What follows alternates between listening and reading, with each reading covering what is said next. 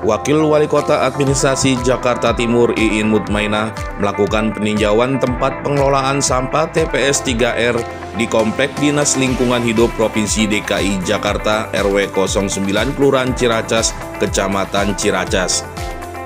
Kegiatan untuk memastikan rencana peresmian TPS 3R.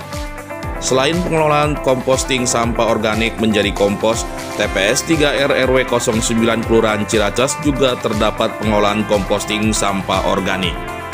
Ada juga pengelolaan air limbah kerjasama dengan Sudin Sumber Daya Air, bank sampah yang dikelola para kader urban farming serta penanaman pohon.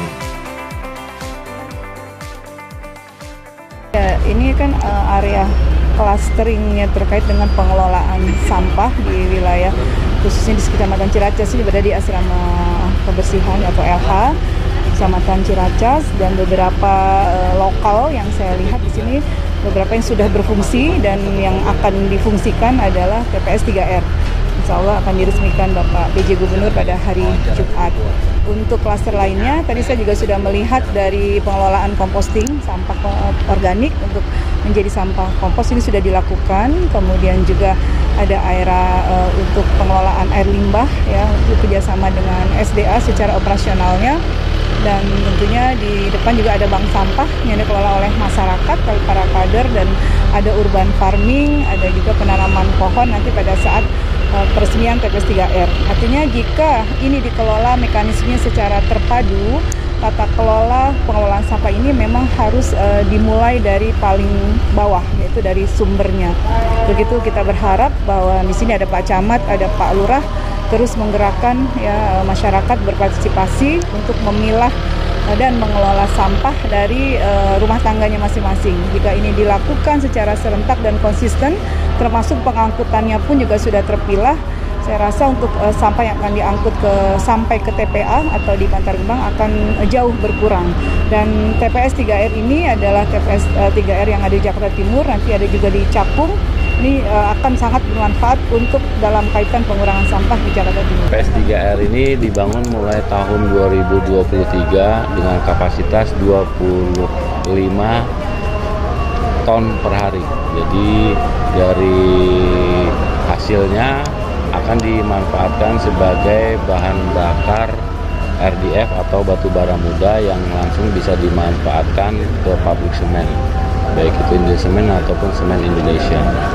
Kalau perencanaan yang menyusun adalah dari anggaran dinas, terus kemudian pembangunan diserahkan atau dilimpahkan ke masing-masing suku dinas. Anggarannya berapa?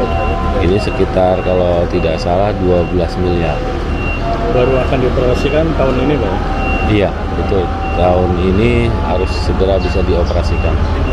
IPAL tadi itu dibangun kalau tidak salah di tahun 2020 dengan anggaran dari Dinas Sumber Daya Air dengan kapasitas itu sekitar 150 meter kubik per hari.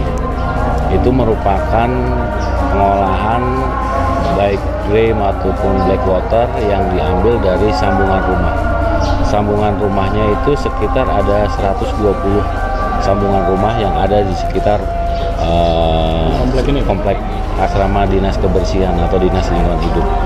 Jadi fungsinya untuk apa aja? Fungsinya pertama itu sebagai pengaman dari pengaman air agar tidak terjadi open defecation atau pembuangan terbuka ke saluran. Kemudian tidak terjadinya pencemaran air tanah, karena memang konsep yang selama ini itu cuma hanya ditampung di sebagai septic tank. Sedangkan antara lubang septic tank dengan sumber air baku itu sangat dekat. Kalau standar WHO atau standar kesehatan itu jarak antara sumber air dengan septic tank itu harusnya 10 meter atau 11 langkah orang dewasa. Tim Liputan Kominfo Jakarta Timur melaporkan.